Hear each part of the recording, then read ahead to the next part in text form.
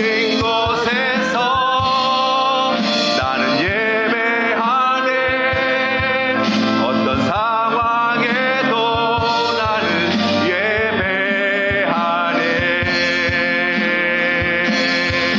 내가 걸어갈 때 길이 되고 살아갈 때 삶이 되는 그곳에서 예배하네. 내가 걸어갈 때 길이 되고 살아갈 때 삶이 되는 그곳에서 예배하네. 부르신 곳에서 나는 예배하네. 어떤 상황에도 나는 예배하네. 부르신 곳에서 나는 예배하네. 어떤 상황에도 나는 예배하네.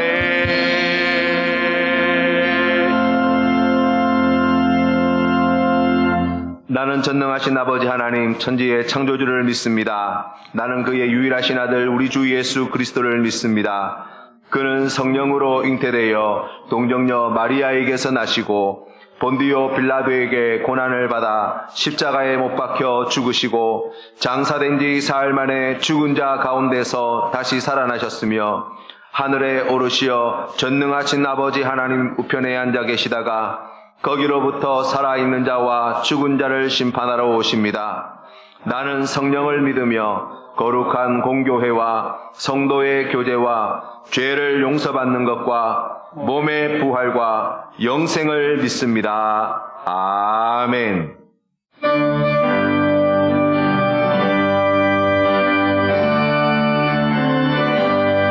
기쁜 소식 들리니 예수 구원하신다. 만민에게 전하라. 예수 구원하신다. 주님 명령하시니 산을 넘고 물 건너 온 세상에 전하라. 예수 구원하신다. 바다들아 외쳐라. 예수 구원하신다. 모든 죄인 들으라. 예수 구원하신다. 모든 선악 일어나 메아리쳐 울려라. 복음 중에 복음은 예수 구원하신다. 환난 중에 하는 말 예수 구원하신다. 다시 살아나시어 예수 구원하신다. 지은 죄로 인하여 슬픈 마음이 있어도 숨질 때에 내 할 말 예수 구원하신다. 바람들아 외쳐라. 예수 구원하신다.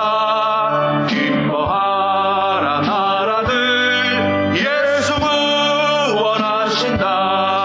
구원하는 복음을 산과 들에 전하라. 우리들의 순정다. 예수 구원하신다.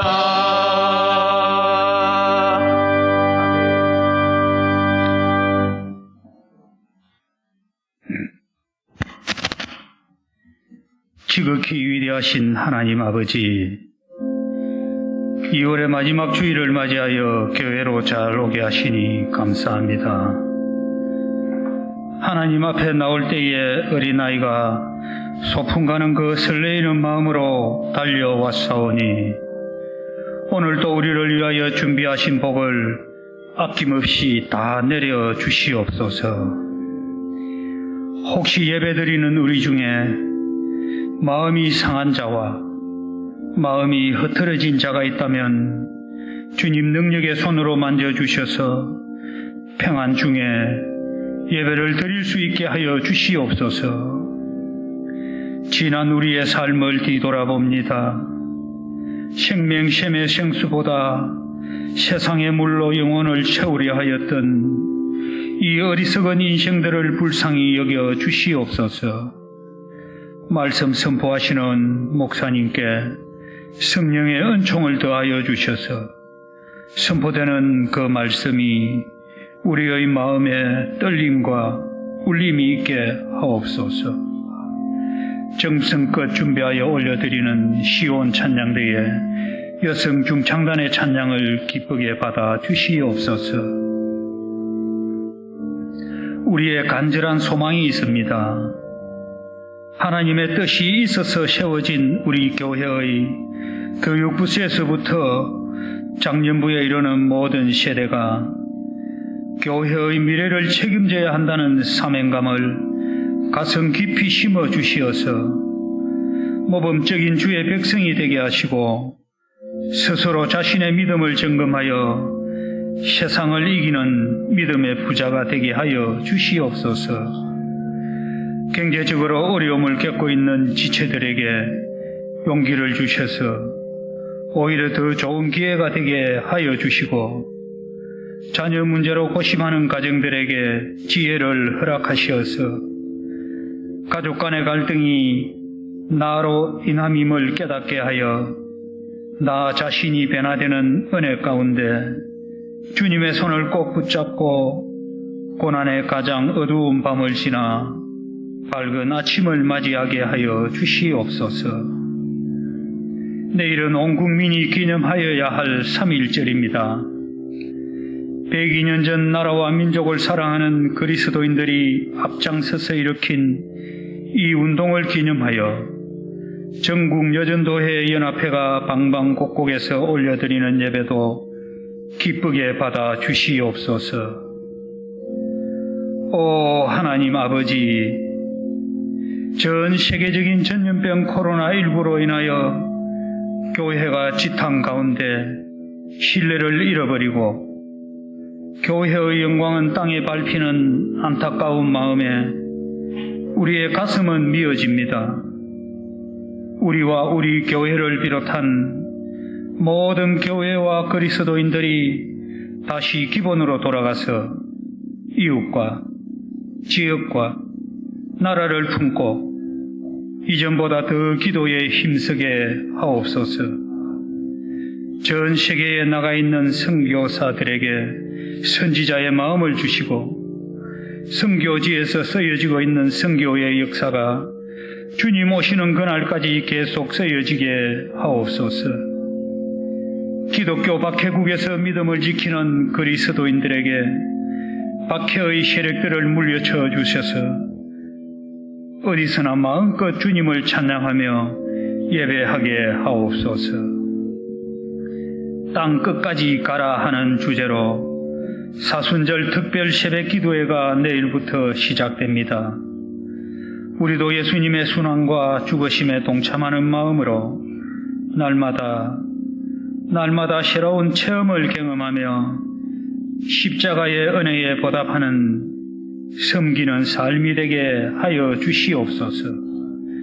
예배를 돕는 많은 지체들의 봉사가 하늘에서 해같이 빛나게 하여 주시옵소서. 거룩하신 예수님 이름으로 기도드리옵나이다. 아멘. 몇 가지 광고 말씀을 전해드리도록 하겠습니다. 주보 속지에 보시면 사순절 특별 새벽 기도회 우리 땅끝까지 가라라고 하는 우리 편성표가 나와 있고요. 그리고 차량 운행 시간표가 나와 있습니다. 여러분 혹시 차량 운행이 좀 필요하신 분들은 요 코스를 보시고 가급적이면 요 코스에 정차되는 곳으로 나와주시면 운행하는 데 도움이 될 것 같습니다. 그런데 여기에서 좀 멀리 떨어져 계신 분들 같은 경우는 우리 윤학태 집사님께 말씀을 드려서 우리 차량 안내를 받으시면 되겠습니다. 또 한 가지 우리가 해마다 사순절 특세할 때 우리 개근하신 분들 이렇게 동판에 새겨드렸는데요. 올해는 지금 코로나 사정으로 인해서 이게 좀 쉽지 않은 상황입니다. 그래서 우리 그 편성표 뒤쪽에 보시면 우리 출석 체크 방법이 나와 있는데요. 먼저 오프라인으로 우리가 대예배실 들어올 때, 그러니까 예배실 입구에서 우리가 방명록을 작성하지 않습니까? 손소독하시고 방명록을 작성할 때 그때 출석 체크를 그 자리에서 바로 하고 올라오시도록 그렇게 도와드리겠습니다. 그래서 우리 오프라인으로 현장 출석 체크를 해서 이제 개근하신 분들에게는 올해는 소정의 상품을 준비해서 전달하는 것으로 하고요. 그리고 혹시 좀 코로나 상황 때문에 조금 출석하시기 어려우시다 하시는 분들이 이제 온라인으로 예배를 드리실 때 그 온라인 댓글창에다가 성함과 그리고 뭐 사랑방, met사랑방 안무개 집사입니다. 이렇게 댓글을 달아주시면 우리가 그것을 통해서 우리가 온라인 출석 체크가 가능할 것 같습니다. 그래서 온라인으로 새벽 예배에 나오실 분들은, 참석하실 분들은 그렇게 댓글을 달아주시면 우리 개근하신 분들에 대해서는 또 우리 교회에서 준비한 소정의 상품을 전달하도록 하겠습니다. 그리고 아울러서 우리가 사순절 특세 기간 동안에 우리가 올해는 특별히 우리 정교인을 대상으로 해서 성경 필사를 하기를 저희들이 계획하고 준비하고 있습니다. 필사하는 성경은 복음서 가운데 마가복음 그리고 시편 1편부터 41편 가운데에 그 둘 중에 하나를 선택하셔서 쓰시면 되고요. 다 쓰신 분들은 이 사순절 기간 마치고 부활주일 끝나고 난 다음에 제출해 주시면 우리가 그것으로 소정의 상품을 다 쓰신 분들에게 전달하도록 하겠습니다. 저는 2개 다 쓰겠습니다라고 하시는 분들은 상품이 2배로 주어집니다. 기도하시면서 기쁨으로 참여해 주시면 감사하겠고요. 개인적으로 이렇게 성경 필사를 하실 때 앞으로 계속 이렇게 필사를 하신다 작정하시고 생각을 하시고 그렇게 노트를 준비하셔서 본인이 쓰시기 편한 노트에다가 써주시면 되겠습니다. 그리고 오늘 2부 예배 후에 상반기 온라인 신앙 강좌 오리엔테이션이 잠시 모입니다. 2층 교육관 2층 식당에서 모이니까요. 긴 시간 쓰지 않습니다. 신청하신 분들은 꼭 참여해 주시고요. 우리 상반기 입교 세례 문답 우리 교육이 이제 3월 7일부터 시작되어지는데 온라인으로 오프라인으로 같이 진행됩니다. 그래서 오프라인으로 하시는 분들은 이제 주일이 아마 될 것 같은데 주일 예배 마치고 난 다음에 유경상 목사님과 함께 하시게 될 거고요. 온라인으로는 저하고 같이 날짜를 잡아서 그렇게 진행하도록 하겠습니다. 이미 신청하신 분들도 계신데 세례를 받지 못하신 분들 또 입교하시고 입교 예식을 아직 유아 세례를 받으시고 입교하지 못하신 분들은 거기에 맞추어서 함께 참여해 주시면 감사하겠습니다. 나머지 광고는 주보를 참고해 주시면 감사하겠습니다. 이제 하나님 말씀 함께 봉독하겠습니다. 사도행전 1장 6절에서 11절 말씀입니다. 신약성경 187면에 있습니다. 우리 함께 하나님 말씀 같이 봉독하겠습니다. 사도행전 1장 6절에서 11절 말씀입니다. 다 같이 한 목소리를 읽겠습니다. 시작. 그들이 모였을 때에 예수께 여쭈어 이르되 주께서 이스라엘 나라를 회복하심이 이때니까 하니 이르시되 때와 시기는 아버지께서 자기의 권한에 두셨으니 너희가 알 바 아니요 오직 성령이 너희에게 임하시면 너희가 권능을 받고 예루살렘과 온 유대와 사마리아와 땅끝까지 이르러 내 증인이 되리라 하시니라.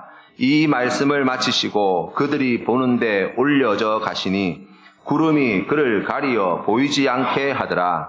올라가실 때에 제자들이 자세히 하늘을 쳐다보고 있는데 흰 옷 입은 2사람이 그들 곁에 서서 이르되 갈릴리 사람들아 어찌하여 서서 하늘을 쳐다보느냐. 너희 가운데서 하늘로 올려주신 이 예수는 하늘로 가심을 본 그대로 오시리라 하였느니라. 아멘.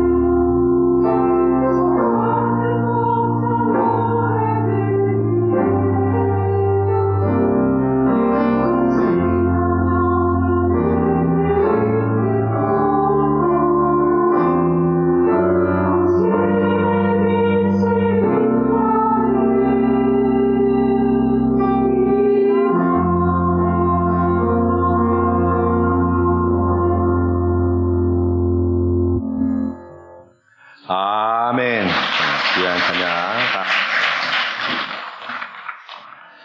땅 끝까지 가라는 제목으로 하나님 말씀 전하겠습니다.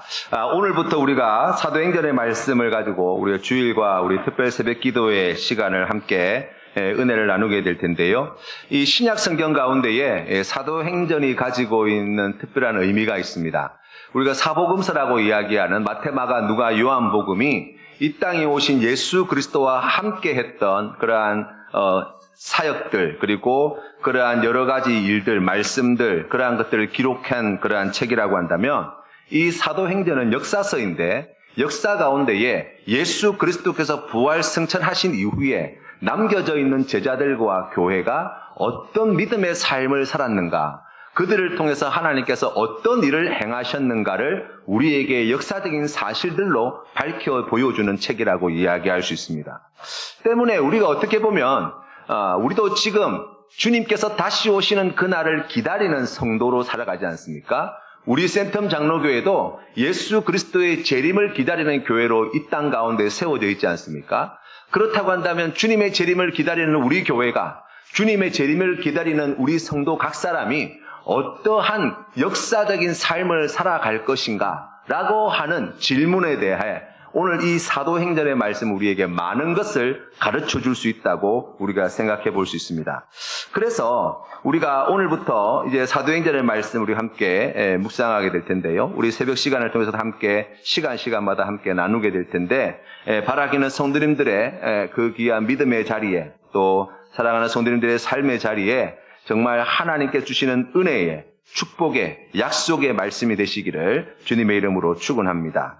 오늘 1장 말씀에서는 예수님께서 승천하시기 전 제자들과 함께 나누었던 그러한 대화들과 있었던 일들을 간략하게 보고하고 있습니다. 그런데 이 내용을 여러분 살펴보시면 예수님께서 승천하시기 전 제자들에게 크게 세 가지 귀한 마지막 가르침을 주시기를 원하셨다라는 것을 알 수 있어요. 그 첫 번째는 우리가 오늘 읽은 본문 말씀 앞쪽 4절 말씀에 보시면 예루살렘을 떠나지 말고 아버지께서 약속하신 성령을 기다리라고 말씀하셨습니다. 그러니까 성령을 기다린다라고 하는 이야기는 지금 성령이 임하지 않았다는 이야기인데, 그렇다면 여러분 보십시오. 성령을 받는다라고 하는 것은 어떤 의미인가를 우리가 먼저 짚어볼 필요가 있어요. 그러니까 성령님이 그동안 안 계시다가 예수님께서 부활 승천하시고 난 뒤에야 비로소 이 땅에 성령님께서 오셨다는 이야기인가? 우리가 이 말씀에 나와 있는 이 상황을 생각해 본다면 제자들이 그동안 성령님과 상관없던 그러한 삶을 살아가다가 이제 예수님께서 부활 승천하시고 난 뒤에야 비로소 성령을 받았다는 이야기인가? 우리가 그러한 질문들을 가져볼 수 있습니다. 여러분, 성령 하나님은 어떤 분이십니까? 삼위일체 가운데 한 위가 되시는 하나님이세요. 우리 하나님은, 이 성령 하나님은 영원 전부터 영원 후까지 함께 하시는 분이십니다. 우리 성령 하나님은 이 우주 만물을 창조하실 때에 그 창조의 역사를 함께 하셨던 분이십니다. 우리 성령 하나님은 구약 성경의 말씀에서도 여전히 활동하고 계셨고, 성령 하나님이 하셔야 될 그 모든 일들을 이 성경 말씀 가운데 곳곳에 기록해 놓고 있다고 이야기할 수 있습니다. 그렇다고 한다면 여러분, 우리가 오늘 이 말씀을 통해서 다시 한번 생각해 보게 되는 것은 이 성령 하나님이 우리에게 없다가 생겨났다는 이야기는 아니겠구나라고 우리가 먼저 정리할 수 있어요. 성자 예수님이 사람의 몸을 입고 이 땅에 오셨습니다. 예수님께서는 우리의 눈으로 보고 만지고 그리고 함께 먹고 잠자고 하는 그러한 참 인간으로서 이 땅에서 우리와 함께 하셨습니다. 예수님은 하나님의 아들이셨지만 우리 예수님께서 공생의 사역을 시작할 때 세례 요한에게 세례를 받으셨지요. 그때 이 세례를 받으시는 그 장면에서 성경 말씀이 우리에게 보여주는 놀라운 기사가 무엇입니까? 바로 성령께서 그 세례의 현장 가운데 비둘기와 같이 임하셨다는 거예요. 그렇다고 한다면 여러분, 우리가 오늘 이 말씀과 연관해서 생각해 본다면 예수님께서 세례받기 이전에는 그러면 성령 하나님이 예수님과 함께하지 않으셨다는 것인가? 아니라는 거예요. 우리 예수님은 성령으로 잉태하셨고 우리 예수님께서는 영원 전부터 성령님과 함께 하셨고 영원 후까지 성령님과 함께 하시는 하나님이십니다. 그렇다고 한다면 성령 하나님께서 비둘기와 같이 임하셨다라고 하는 이 이야기는 어떤 의미인가를 우리가 조금 생각해 볼 필요가 있어요. 성경 말씀에 예수님께서 공생의 사역을 시작하실 때 제일 먼저 세례를 받으시고 세례를 받으시는 그곳에 비둘기와 같이 성령이 임하시고 그 다음에 시험 당하시고 그리고 천국 복음을 전하셨다라고 성경에 나와 있어요. 다시 말하면 우리 주님께서 공생애를 시작하시기 전, 뒤집어 이야기하면 공생애를 시작하실 때에 먼저 무엇을 우리에게 보여주십니까? 성령 하나님과 함께 하여야 함을 이미 그 세례의 현장에서 우리에게 나타내 보여주신 거예요. 그래서 오늘 이 말씀을 통해서 부활하신 예수 그리스도를 만났던 이 제자들이 이제 예수 그리스도의 제자가 되어서 세상 곳곳에 나가서 주의 복음을 전할, 그리고 하나님의 뜻을 이 땅 가운데 이루어낼 그러한 귀한 사명을 감당하기 이전 예수님이 그러하셨듯이 이 제자들 또한 성령으로 충만하여지는, 우리가 오늘 읽은 성경 말씀 앞쪽에 보시면 성령으로 세례를 받으라 라고 나와 있는데요. 이때 당시에 이 세례라고 하는 것은 지금 우리가 그러한 예전적인 의미의 세례라고 하는 단어가 사용되어진 게 아니에요. 잠기다라고 하는 뜻을 가지고 있어요. 그러니까 세례 요한이 요단강에서 세례를 줄 때 사람들을 그 요단강에 푹 잠기도록 담궜다가 끄집어내는 일을 했어요. 그게 물로 세례를 받는 거잖아요. 그와 같이 성령으로 세례를 받아야 한다는 이야기는 무엇입니까? 성령 안에 우리가 깊숙이 잠겨져 있어야 한다는 거예요. 하나님께서는 이것을 우리에게 말씀하고 있는 것입니다. 우리가 성령을 받아서 예수님을 믿게 되는 거예요. 성령님이 우리와 함께 하시기 때문에 성령 하나님께서 우리를 그 믿음의 길로 인도하시고 하나님께서 정하신 때에 예수 그리스도를 주로 고백하게 되어지고 우리가 예수 그리스도를 고백하게 되어서 귀한 믿음의 자녀로서 이제 하나님을 예배하는 귀한 천국 백성으로 이 땅에서 살게 되어진다고 이야기할 수 있습니다. 그런 의미에서 보면 예수 믿는 모든 사람은 성령의 사람이라고 이야기할 수 있어요. 신약 성경의 다른 말씀을 가지고 우리가 설명을 하면 성령 세례를 받았다 이렇게 표현합니다. 그리고 이 성령 세례를 통해서 우리 안에 계시는 성령님은 우리가 뭘 잘못했다고 해서 떠나가시거나 뭐 이런 상황이 되면 성령님이 없어졌다가 이런 조건이 되면 다시 돌아오시는 하나님이 아니세요. 우리 하나님은 어떤 하나님이십니까? 임마누엘 하나님이세요. 만세전에 우리를 택하시고 우리를 그 믿음의 길로 인도하신 성령 하나님은 우리의 삶의 모습이 어떠하든지 간에 우리가 어떠한 죄를 짓더라도 그곳에 늘 함께 하시는 분이십니다. 하나님 앞에 서게 되는 그날까지 말입니다. 아니 그 이후에 영원토록 하나님과 함께하는 그러한 귀한 은혜를 우리에게 하나님이 약속해 주고 있어요. 그렇다고 한다면 여러분 생각해 보십시오. 우리와 이렇게 늘 함께 하신다고 하는데 그런데 실제 우리의 삶은 어떻습니까? 어떤 때는 은혜 충만하게 받고 성령 충만하게 되어진 것 같아가지고 우리가 하나님 말씀을 잘 지키고 하나님 말씀대로 행할 때가 기쁨으로 행할 때가 있지만 우리가 또 어떤 때는 마음이 낙심이 되고 좌절이 되고 두려움이 찾아오고 또 잘못된 길을 선택해서 우리가 죄악의 길을 걸어갈 때도 있고 세상 가운데 방황할 때도 있잖아요. 성령 하나님이 나와 함께 하신다고 하는데 왜 우리의 신앙의 모습이 그렇게 달라집니까? 바로 여기에서 성령 충만함이라는 뜻이 나오는 거예요.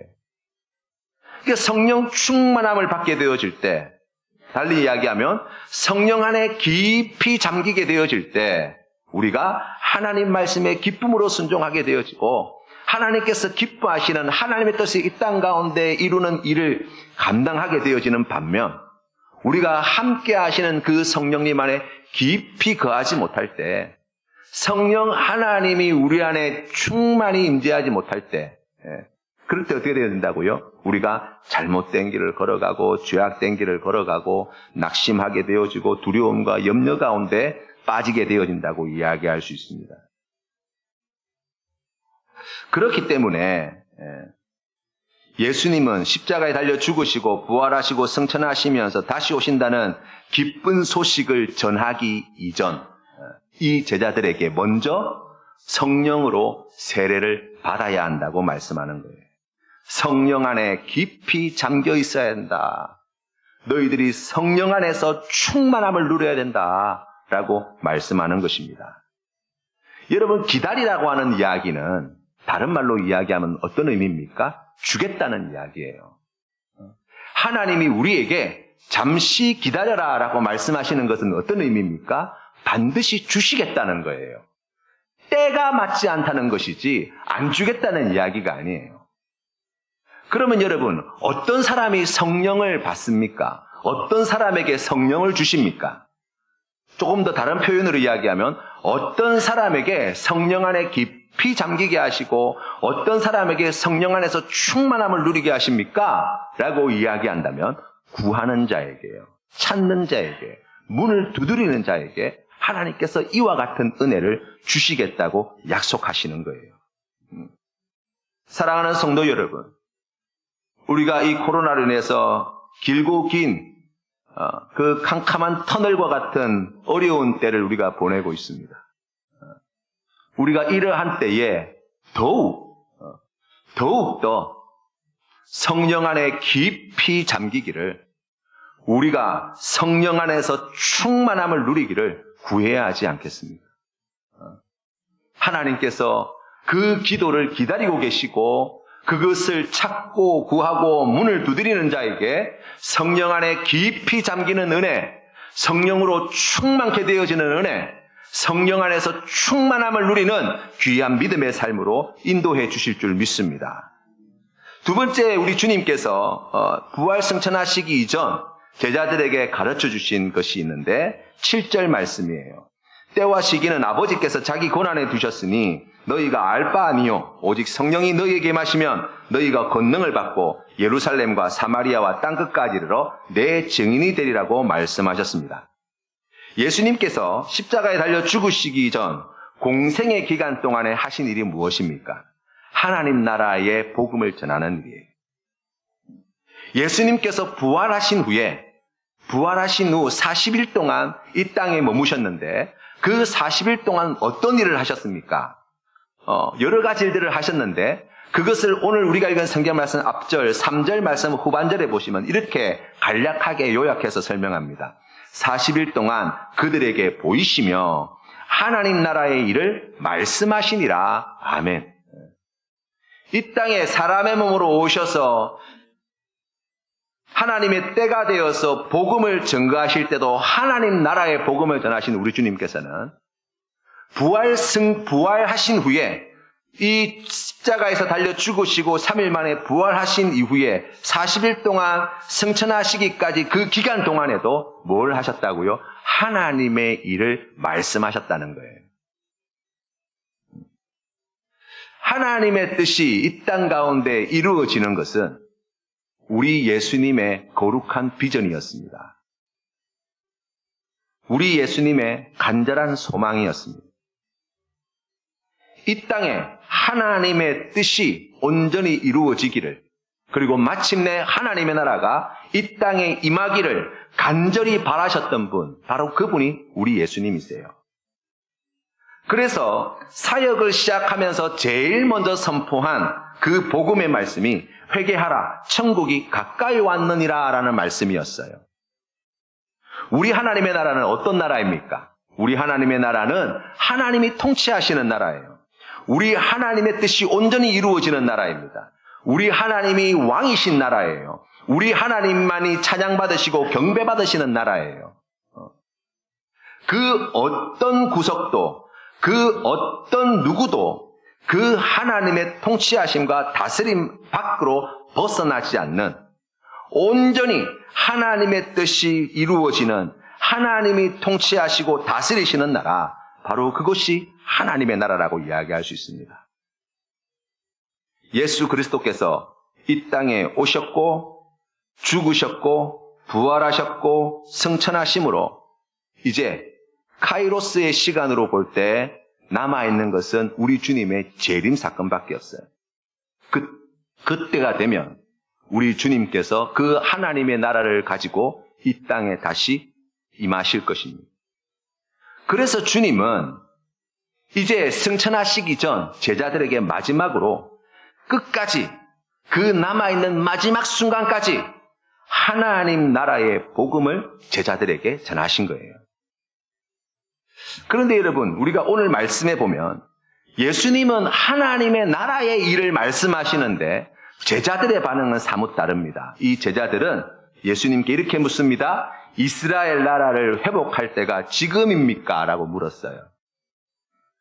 제자들이 생각할 때 하나님의 나라가 이 땅 가운데 임하게 되어지는 것은 그것은 이스라엘이 회복되는 것과 같다라고 생각했던 것 같아요. 제자들이 생각에는 부활하신 예수님께서 이제 어떤 모양이든지 간에 이 로마 군들을 물리치고 그리고 이 악독한 종교 지도자들을 다 무릎 꿇리고 이스라엘을 다시 과거 다윗이 다스리던 그러한 찬란하고 그렇게 귀했던 그 시절로 돌이켜서 회복시켜서 이 나라를 통하여서 하나님께서 행하실 놀라운 일들을 이제 펼쳐가시겠구나 기대하였던 것 같습니다. 하지만 이것은 주님이 말씀하신 하나님의 나라가 아니었죠. 그 봉준호 감독이 만들었던 설국열차라는 영화가 있어요. 많은 분들이 보셨을 텐데요. 그 주제의 주요 내용은 이렇습니다. 지구 온난화 문제가 심각할 때 이제 기상이변이 생기고 여러 가지 문제가 생기니까 이제 이 온난화 문제를 해결하기 위해서 이제 기후를 조절할 수 있는 물질 CW7이라고 하는 이 물질을 살포해요. 지구에다가. 그런데 이 물질의 부작용으로 인해서 지구에 갑작스럽게 제2의 빙하기가 찾아온 거예요. 수많은 사람들이 죽었습니다. 극소수의 사람들만 살아남았어요. 그 살아남은 사람들이 어디에 있는 사람이에요? 이 설국열차 안에 탑승해 있는 사람들만 살아남은 거예요. 그때 당시에 돈 많은 사람들은 그 돈을 가지고 그 열차의 티켓을 샀습니다. 소수의 이 가난하고 정말 힘없는 자들이 그 열차에 우여곡절 끝에 탑승하게 되어진 거예요. 그런데 그 열차 안에 긴 이 열차 이 칸칸들이 이제 계급으로 나뉘어지는 거잖아요. 가난한 사람들, 힘없는 사람들은 제일 끄트머리 마지막 그 격택차 안에 들어가고 돈 많고 힘 있는 사람들은 저 객차 엔진실 바로 앞쪽에 있는 그 좋은 자리에 들어가서 거기에서 매일 파티하고 막 엄청나게 그 안에서 화려한 삶을 살아가는데 그 마지막 꼬리칸에 있는 사람들은 정말 짐승만도 못한 지옥과 같은 인생을 사는 거예요. 이 열차가 1년에 한 번 지구를 도는 거예요. 이 열차 코스가 그래요. 그래서 빙하기가 끝날 때까지 열차가 멈출 때까지 계속해서 돈다는 스토리예요. 그러면서 그 안에서 일어난 일들을 이야기합니다. 이 끄트머리에 있는 꼬리칸에 있는 사람들의 마음에는 어떤 생각이 들었을까요? 이게 잘못되었다는 거예요. 우리는 꼬리칸에 태어날 때부터 이 꼬리칸에 들어가가지고 여기에서 평생을 썩다가 그렇게 이 땅에서 삶을 마감한다 생각하니까 아무 그런 생각이 안 들었겠습니까? 그래서 지도자였던 커티스라는 사람을 중심으로 해서 반란을 계획하고 꼬리칸에 있던 사람이 엔진실을 점령하기 위해서 끝에서부터 하나씩 반란을 일으켜서 공격해서 그래서 이제 올라오는 이야기예요. 이제 그걸 막는 사람들이 있죠. 메이슨이라는 여자분이 있어요. 좀 우스꽝스럽게 분장하였는데 그 기차 안에서 서열 2위예요. 총리에 해당되는 사람이에요. 이 사람은 나올 때마다 늘 그 꼬리칸에 있는 사람들에게 그렇게 이야기합니다. 신발을 머리 위에 올려놔 봐라. 어울리냐? 신발은 발에 있어야 어울리지 않냐? 지금 이 상태가 좋다는 거예요. 지금 이대로여야 된다는 거예요. 그것이 다 같이 사는 거다. 그래야 너희들이 오래오래 이곳에서 안전하게 생활할 수 있다라고 늘 주입해서 가르치는 사람이에요. 그리고 그 메이슨 너머에 그 기차를 주관하고 있는 가장 큰 권력을 가진 윌포드라는 사람이 있어요. 이 사람은 엔진실을 이제 다루는 사람인데 이제 지금 밑에서 쳐 올라오는 그러한 커티스를 중심으로 한 그 꼬리칸 사람들과 이제 이 체제를 지키려고 하는 이 메이슨과 그 앞자리에 있는 그 앞쪽에 있는 그 사람들 간의 그 여러 가지 갈등, 문제, 뭐 이런 것들이 주 이야기라고 이야기할 수 있어요. 여러분 그 영화를 보시면 이 꼬리칸에 있는 사람들에게는 뭐밖에 안 보입니까? 엔진룸밖에 안 보여요. 저거를 차지해야 된다는 거예요. 그래야 세상이 바로 된다는 거예요. 앞에 있는 사람은요. 꼬리칸 이 사람들이 그냥 그 자리에 머물러 있기를 바라고 그렇게 애쓰는 거예요. 저 사람들이 그 자리에 머물러 있어야 안전하고 우리가 평안하게 그렇게 살 수 있다고 생각하는 거예요. 그러다 보니 뭐가 생깁니까? 갈등과 다툼밖에 생기잖아요. 그런데 그곳에 그 어느 편에도 속해 있지 않는 한 사람이 등장합니다. 바로 그 사람이 이 열차의 보안 설계자인 남궁민수라는 사람인데요. 송강호 씨가 분장한 이제 바로 그 역할을 하는 사람이에요. 남들은 이제 커티스나 꼬리칼 있는 사람들은 저 앞쪽에 있는 그 엔진실을 차지하겠다고 반란을 일으키고, 앞쪽에 있는 사람들은 저 사람들을 진압해가지고 이 체제를 공고하게 해야 한다고 다투고 있을 때, 이 남궁민수라는 사람의 시야는 열차 밖을 향하고 있어요.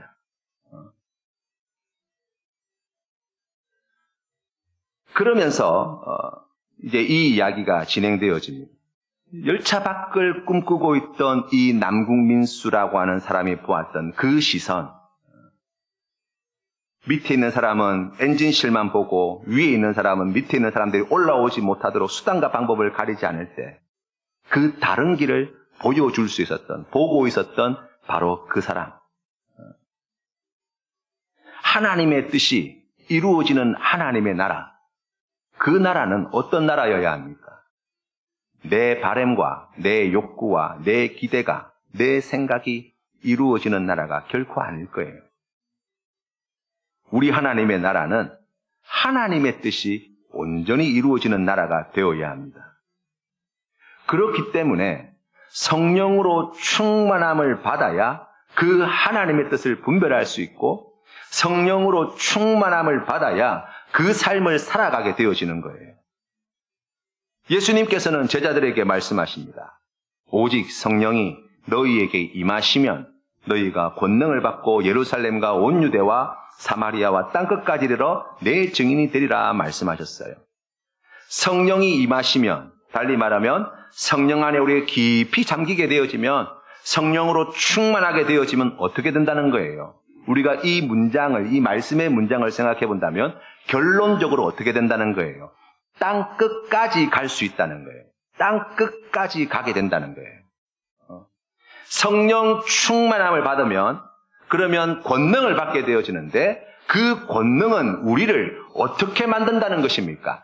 땅 끝까지 가게 하신다는 거예요. 예루살렘을 넘어서, 유대 땅을 넘어서, 사마리아 땅을 넘어서 땅 끝까지 가도록 하시는 능력이 성령 하나님의 권능이라는 거예요. 여러분, 성경에 보시면 이 땅이라고 하는 것은 매우 많은 의미들을 담고 있고 매우 강조해서 말씀하고 있다는 걸 알 수 있어요. 창세기부터 시작하여서 계시록 말씀에 이르기까지 땅이라고 하는 이 개념은 계속해서 등장합니다. 우리 하나님께서 세상을 창조하시는 장면을 보면 이틀째 날 하나님께서는 물 가운데에서 마른 땅을 건져내세요. 그리고 땅에게 명령하십니다. 뭐라고 말씀하십니까? 풀과 각종 식물을 내어라는 거예요. 그럴 때 땅이 순종하여서 그렇게 되어졌다는 거예요. 사람을 만드셨습니다. 그들에게 복을 주시며 우리 주님께서, 우리 하나님께서 주신 말씀이 무엇입니까? 창세기 1장 28절 말씀에 생육하고 번성하라는 거예요. 어디서요? 땅에서입니다. 이어서 주시는 말씀이 무엇입니까? 땅에 충만하라는 것입니다. 땅을 정복하라는 것입니다. 더 나아가 바다의 물고기와 하늘의 새와 땅에 움직이는 모든 것을 다스리라고 명령하셨어요. 창조 기사를 통해서 하나님께서 인간에게 주고자 하셨던 것, 바로 이 땅을 차지하기를 원하셨다는 거예요. 그래서 첫사람 아담과 하와를 하나님께서 어디로 인도하십니까? 에덴 동산으로 인도하시죠. 그들을 위하여 예비되어진 땅, 그 에덴 동산을 허락하셨다는 거예요. 그러나 이후에 노아 홍수를 통하여서 다시 땅이 어떻게 되어집니까? 물에 잠기게 되어졌다는 거예요. 하나님께서 주신 땅을 잃어버리게 되었다는 거예요. 그 땅이 언제 다시 회복되어집니까? 아브라함 때예요. 하나님께서 약속하신 땅, 가나안 땅을 아브라함에게 주시겠다고 말씀하시죠. 그리고 이스라엘 백성들이 애굽 땅에서 400년 동안 큰 민족을 이루게 되어질 때 하나님께서는 이 이스라엘 백성들을 애굽 땅에서 인도해 내셔서 그들을 어디로 인도하십니까? 젖과 꿀이 흐르는 땅, 가나안 땅으로 인도하세요. 왜 그렇습니까? 그 땅을 주시고자 하셨거든요. 그리고 그곳에서 하나님의 뜻대로 다스려지는 하나님께서 기뻐하시는 나라를 세우시기를 원하셨어요. 그 대표주자가 누구입니까? 다윗 왕이에요.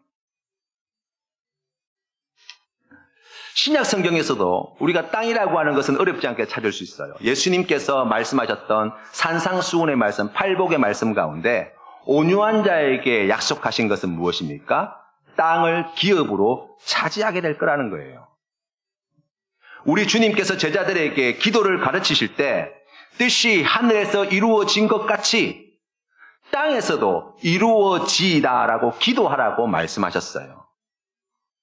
하나님은 단 한 번도 이 땅이 죄악이 넘쳐나고 이 땅이 온갖 더럽고 추악한 것들이고 곧 없어져 버릴 것이기 때문에 아무런 가치가 없다고 말씀하신 적이 한순간도 없어요. 오히려 하나님은 우리에게 이 땅을 차지하라고 말씀하시고 이 땅을 주시겠다고 말씀하시고 그 땅을 주실 약속의 말씀을 성경 말씀을 통해서 우리에게 줍니다. 우리 주님께서 재림하실 때에야 비로소 우리 주님께서 하나님의 나라를 가지고 이 땅에 오실 때야 비로소 처음 하늘과 처음 땅이 없어지고 새 하늘과 새 땅이 창조되어지는 거예요. 그리고 그 땅을, 그 새 땅을, 그 새 하늘을 우리에게 다시 주시겠다고 약속하고 계시다고요. 그렇다고 한다면 여러분, 오늘 우리가 살아가는 신앙의 삶의 자리에서 이 땅이 어떤 곳인지 조금 짚어보기를 원합니다. 먼저 이 땅은 하나님의 뜻이 온전히 이루어지지 않는 곳이라고 이야기할 수 있어요. 주기도문 가운데에 우리 주님께서 말씀해 주신 것처럼 뜻이 하늘에서 이루어진 것과 같이 이것은 하나님의 뜻은 지금 하늘에서 제대로 이루어지고 있다는 거예요. 뭘 기도하라고 말씀하셨습니까? 땅에서도 이루어질 것을 기도하라는 거예요. 그 말은 무슨 말씀입니까? 하나님의 뜻이 이루어지지 않고 있다는 거예요. 지금 현재. 바로 그 땅을 말씀합니다. 이 땅에서는 악한 마귀가 왕노릇하는 곳입니다. 온갖 불법과 제약이 넘쳐나고 슬픔과 비통한 이야기들이 끊임없이 들려오는 곳입니다. 억울하고 원통하고 답답한 일이 많고 죄 지을 일이 많고 상처 주고 상처받을 일이 많고 죽일 일이 많고 죽는 일이 많은 곳이 바로 이 끔찍한 땅이라고 이야기할 수 있어요. 예수님께서는 공생의 기간에 12제자를 이제 파송하시는 장면이 기록되어 있습니다. 거기에 보시면 예수님께서 이렇게 말씀하십니다. 보라, 내가 너희를 보냄이 양을 이리 가운데 보냄과 같도다 라고 말씀하셨어요. 지금 세상으로 보내는데, 제자들을 둘씩 짝지어 세상으로 보내는데 지금 제자들은 양이고 이 세상은 온통 이리 소굴이라는 거예요. 아니, 이 위험한 데를 왜 보내십니까 그러면? 이리가 이렇게 이를 갈고 있는 곳에 양이 들어가 봐야 뭐밖에 없어요. 잡혀먹는 것밖에 없어요. 찢기고 상하고 피 흘리고 죽고 하는 일밖에 남지 않다고요. 그런데 우리 주님께서는 집에 내 우리 안에 가만히 있어라. 나가면 이리한테 잡아먹히니까 여기에서 안전하게 있어라 라고 말씀하지 않으시고 이 제자들을 그 험악한 땅으로 보내신다는 거예요. 왜 보내실까요? 그곳에 그 이리대 속에 하나님이 택하신 길 잃어버린 하나님의 양들이 있기 때문이에요. 우리 성령 하나님은 하나님의 그 깊은 곳까지 다 아심받으신 하나님이 되십니다. 성령 충만하면 성령 하나님께서 하나님의 그 기쁘신 뜻을 우리에게 깨닫게 해주십니다. 사람이 매우 어리석고 교만하여서 사람은 다른 사람의 입장이 되어 보기 전에는 그 사람의 사정을 잘 이해하지 못해요. 그런데 사람이 사람의 사정도 이처럼 알기가 어려운데, 그 입장이 되기 전에는 알기가 어려운데 우리가 어떻게 하나님의 뜻을 알 수 있겠어요? 하나님의 속마음을 우리가 어떻게 알 수 있겠냐고. 우리가 하나님이 될 수 있는 건 아니잖아요. 그것이 어떻게 가능합니까? 바로 우리가 성령 안에 있을 때 하나님의 그 모든 것을 아시는 성령님 안에 우리가 깊이 잠기게 되어질 때, 그 성령이 우리 안에 충만하게 되어질 때, 믿음에 충만하여지고 소망이 충만하여지고 성령 안에서 사랑이 충만하여질 때, 그때 그 길 잃어버린 한 마리 어린 양을 애타게 찾으시는 바로 그 아버지 하나님의 마음을 알 수 있는 거예요. 그리고 그것을 위하여 우리가 복음을 들고 달려가게 되어지는 거예요.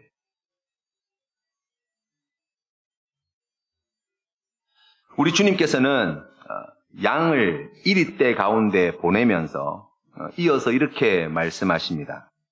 뱀같이 지혜롭고 비둘기같이 순결하라 말씀하셨어요. 그러므로 뱀같이 지혜롭고 비둘기같이 순결하라 말씀하셨습니다. 우리가 이 말씀의 의미를 조금 우리의 신앙의 자리에 좀 적용해 본다면, 지금 세상에는 이리떼와 같은 악한 마귀가 우리를 넘어뜨리려고, 시험에 빠뜨리려고, 우리를 유혹하려고 지금 이를 버득버득 갈고 있는 그곳인데, 그런 땅인데, 우리가 그곳으로 보냄을 받았어요. 가야 돼요. 양임에도 불구하고 가면은 분명히 상처 있고 거기서 피를 흘리게 될 것이고 거기에서 잡혀먹는 그러한 일들이 벌어질지 모르지만 우리가 말씀에 순종하여서 나아가야 돼요. 그런데 나아갈 때 우리에게 우리 주님께서 가르쳐 주시는 하나님이 기뻐하시는 뜻이 무엇입니까? 뱀같이 지혜롭고 비둘기같이 순결하라는 거예요. 악한 마귀보다 더 지혜로워져야 된다라는 거예요.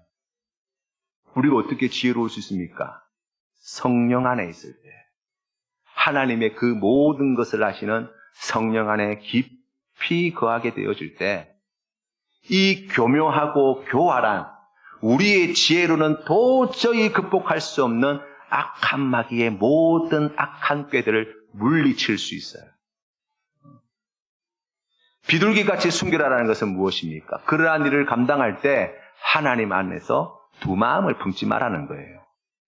아니 어떻게 우리가 그렇게 할 수 있습니까? 우리는 눈에 보이는 것에 곧 마음이 흔들리고 조금만 좋은 것이 있어도, 조금만 편한 것이 있어도, 조금만 우리 눈에 아름다워 보이는 것이 있어도 쉽게 우리가 하나님을 버릴 그러한 위인들인데 어떻게 그럴 수 있습니까? 성령 안에 거하게 되어질 때, 성령 안에서 우리가 충만함을 누리게 되어질 때, 그럴 때 그러한 악한 마귀의 시험을, 악한 마귀의 악한 꾀를 이겨낼 수 있고 하나님 앞에서 두 마음을 품지 않고 순결한 마음을 지켜서, 이 믿음을 지켜서 하나님께서 기뻐하시는 뜻을 이리떼가 우글우글대고 있는 그 땅 가운데서 이루어내는 귀하고 능력 있고 강한 성도가 되어진다고 말씀하십니다. 그래서 마귀가 자기 세상인 줄 알고 자기가 왕인 줄 알고 제 마음대로 행하는 이 땅 끝까지 가서 마귀가 이 땅의 왕이 아니라 하나님이 왕이심을, 마귀의 뜻대로 되는 것이 아니라 하나님의 뜻대로 되어지는 것을 선포하고 그것을 살아내는 바로 그와 같은 귀한 믿음의 성도가 되라고 말씀하시는 거예요. 그러할 때 이 악한 마귀에게 갇혀있는 자, 악한 마귀로 말미암아 병든 자, 포로된 자, 종든 자, 길 잃어버린 자들을 아버지께로 돌이키는 놀라운 은혜를 우리가 함께 누리게 되어지는 것인 줄로 믿습니다. 두 번째로 이 땅은, 이 땅 끝은 우리들의 삶의 자리라고 이야기할 수 있어요. 땅이라고 하는 것은 우리가 살아가는 삶의 터전입니다. 땅 끝까지라는 이야기는 우리가 끝까지 살아내어야 할 삶의 자리를 이야기합니다. 여러분 생각해 보십시오. 우리가 이때까지 살아온 삶의 자리가 있어요. 그리고 앞으로 살진 않았지만 살아가야만 할 우리에게 주어져 있는, 예비되어 있는 삶의 길들이 있어요. 걸어온 길, 우리가 살아온 길과 살아가야 할 길, 그 두 길이 만나게 되어지는 바로 접점, 바로 그곳이 땅끝이지요. 아직 발을 내디디지 못한 그 살아가야 할 길과 내가 그동안 힘겹게 걸어왔던 내가 살아온 길, 그 두 길이 만나게 되어지는 그곳, 바로 그것이 우리의 땅끝이라고 이야기할 수 있습니다.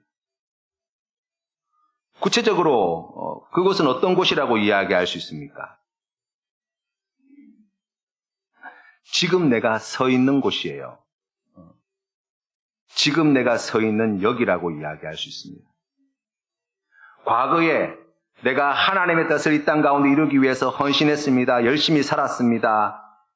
그러한 이야기가 의미 있는 이야기가 되기 위해서는 지금 내가 서 있는 이 땅 끝에서 성령의 충만함으로 하나님의 뜻을 이 땅 위에 이루기 위한 삶을 살고 있어야 하는 거예요. 장차 내가 하나님의 나라를 위해서 이렇게 살겠습니다. 내가 주님을 위해서 이렇게 일하겠습니다. 라고 하는 이야기가 의미 있는 이야기가 되기 위해서도 마찬가지예요. 지금 내가 서 있는 여기서 하나님의 나라의 삶을 살아가야 되는 거예요. 나중이라고 이야기할 수 없어요. 우리의 땅끝은 늘 지금 여기 이곳에서 우리의 몸으로 살아가야 되는 거예요. 세 번째로 그렇기 때문에 우리의 땅끝은 우리의 인생의 끝까지라는 의미를 함께 가진다고 할 수 있어요.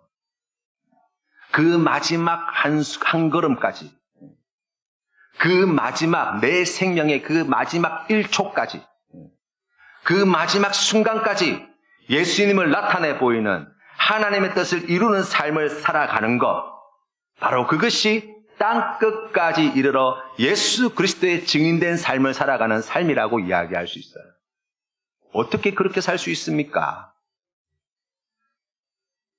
성령 충만함을 받으면, 성령님 안에 우리가 깊이 거하게 되어지면 우리의 삶이 끝까지, 그 최후의 순간까지 하나님의 나라를 이 땅 가운데 이루어내는 귀한 믿음의 삶이 될 수 있다고 말씀하시는 거예요. 예수님께서 많은 성도들이 보는 앞에서 승천하셨습니다.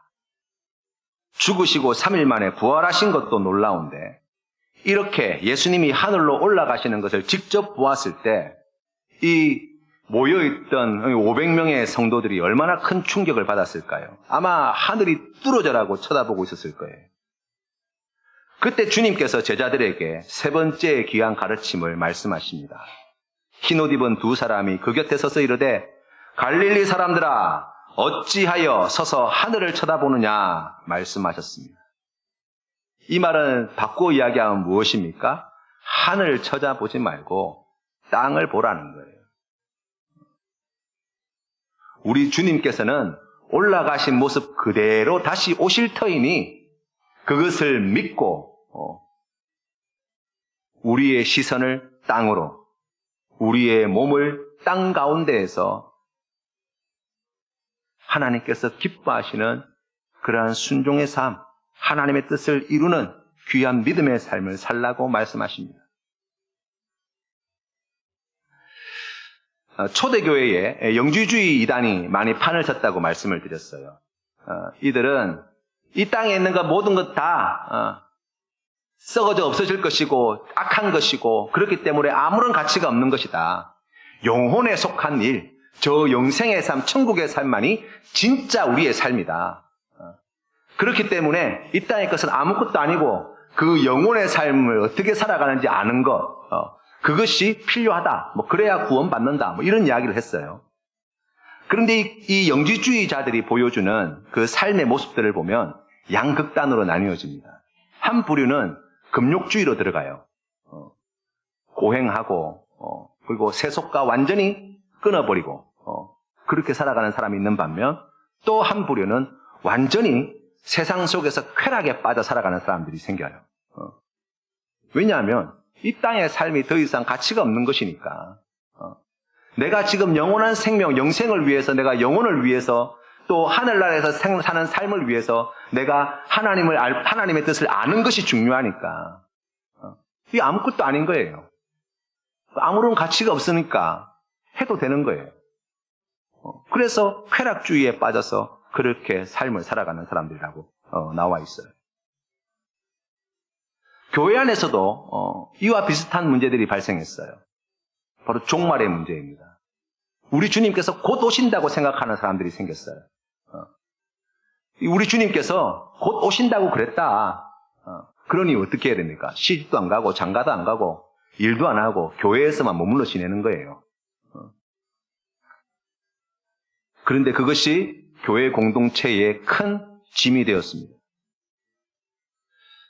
그때 사도 바울이 그러한 혼란 가운데 있는 교회 성도들에게 이런 하나님의 뜻을 전합니다. 데살로니가후서 3장 10절 말씀에 우리가 너희와 함께 있을 때에도 너희에게 명하기를 누구든지 일하기 싫어하거든 먹지도 말게 하라 하였더니 우리가 들은즉 너희 가운데 게으르게 행하며 아무도 일하지 아니하고 일을 만들기만 하는 자들이 있다 하니 이런 자들에게 우리가 명하고 주 예수 그리스도 안에서 권하기를 조용히 일하여 자기 양식을 먹으라 하노라. 아멘. 하나님은 우리가 하늘만 쳐다보고 사는 그리스도인이 되라고 말씀하지 않습니다. 하나님의 뜻이 하늘에서 이루어진 것처럼 땅에서 이루어지기를 기도하고 그 일을 행하며 살아가는 그리스도인이 되라고 말씀하시는 거예요. 우리 주님께서는 하나님의 때가 되어지면 반드시 이 땅 가운데 하나님의 나라를 가지고 재림하실 것입니다. 그때까지 하나님께서 우리에게 주시고자 하였던 이 땅에서 이 땅 가운데에 하나님의 선하시고 기뻐하시고 온전하신 뜻을 이루어가며 하나님의 나라가 곧 도래하게 됨을 우리의 삶을 통하여 선포하고 전하는 귀한 믿음의 삶을 살아라고 말씀하시는 거예요. 그것을 위해서 우리에게 성령을 약속하고 계십니다. 사랑하는 성도 여러분, 성령 충만한 사람은 어떤 사람입니까? 땅 끝까지 가는 사람이에요. 성령 충만한 사람은 어떤 사람입니까? 이리 때 한가운데로 찾아 들어가는 사람이에요. 성령 충만한 사람은 어떤 사람입니까? 하늘을 보는 사람이 아니라 땅을 주목하여 바라보는 사람이에요. 그 속에서 하나님의 뜻대로 살아내는 사람, 바로 그 사람이 성령 충만한 사람이에요. 오늘날 한국교회의 안타까운 현실을 우리가 바라봅니다. 왜 이렇게 되었습니까? 우리가 지난주에 김정영 목사님을 통해서 귀한 말씀으로 은혜를 받았는데요. 목사님 말씀하시는 그 설교 초반에 그 아름다운 몸에 대해서 말씀하시는데 정말 머리를 땡하니 한 대 얻어맞은 것 같은 그런 큰 감동과 깨달음이 있더라고요. 아, 우리가 그동안 잃어버린 것이 뭔가?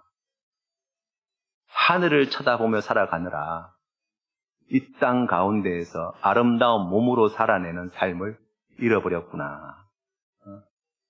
우리 센텀 장로교회가 이 사도행전 말씀을 통해서 우리가 한 달 동안 이 말씀을 묵상하며 나아갈 때 우리 센텀 장로교회가 앞으로 가야 할 길을 어떻게 잡아야 되는가? 하늘을 쳐다보는 교회가 아니라 하나님께서 우리에게 주신 땅을 바라보고 그 이리때가 득실거리는 그 속으로 들어가고 거기에서 하나님의 말씀을 살아내는 하나님의 뜻을 이루어가는 그러한 교회, 그러한 성도로 거듭나야 되겠구나. 다시 다짐하게 되었어요. 성령 하나님께서 우리를 그 길로 인도해 주실 줄로 믿습니다. 사랑하는 성도님의 삶을 하나님께서 그와 같이 인도하여 주시고 성도님의 삶을 통하여서 성도님의 가정과 직장과 사업체와 성도님이 거하고 있는 지역사회와 성도님들이 거하고 있는 그 모든 만남 속에서 하나님의 선하시고 기뻐하시고 온전하신 뜻을 우리 하나님께서 이루어 가실 거예요. 언제까지요? 땅 끝까지. 우리의 발걸음이 닿는 그곳까지. 지금 내가 서 있는 이곳에서 우리가 그러한 새로운 꿈과 비전을 가지고 주님 앞에 믿음으로 나아가시는 우리 모든 성도님들 되시기를 주님의 이름으로 축원합니다. 기도드리겠습니다. 은혜로우신 아버지 하나님 감사합니다. 오늘 주시는 말씀을 통하여 하나님의 음성을 듣습니다. 갈릴리 사람들아 어찌하여 서서 하늘을 쳐다보느냐. 성령이 너희에게 마시면 너희가 권능을 받고 예루살렘과 온 유대와 사마리아와 땅 끝까지 이르러 내 증인이 되리라. 주님, 우리가 성령 안에 깊이 잠겨 성령으로 충만케 되어서 땅 끝까지 이르러 예수 그리스도를 드러내며 예수 그리스도를 전하며 예수 그리스도께서 걸어가셨던 십자가의 삶을 살아내는 귀한 성도 되게 하여 주시옵소서. 우리 교회의 관심이, 우리의 믿음의 관심이 이 땅에 있게 하여 주시옵시고 이 땅 가운데 우리의 몸을 통하여서 하나님께서 기뻐하시는 뜻을 살아내고 그 뜻을 이루어가는데 함께 한마음 한뜻이 되는 우리 모든 믿음의 권속들 되게 하여 주시옵소서.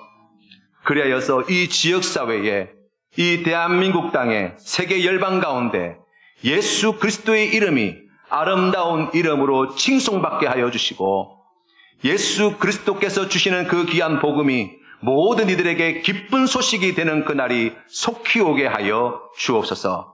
이제는 우리 주 예수 그리스도의 크신 은혜와 아버지 하나님의 영원하신 사랑과 성령 하나님의 교제하심이 오늘 주시는 말씀 마음에 새겨서 성령 충만함을 받아 땅끝까지 이르러 예수 그리스도의 증인으로 살겠습니다. 다시금 결단하며 나아가는 고개 숙인 주의 백성들 머리 위에 가정과 직장과 생업과 이 나라 이민족 위에 이제로부터 영원토록 함께 하시기를 간절히 축원하옵나이다. 아멘.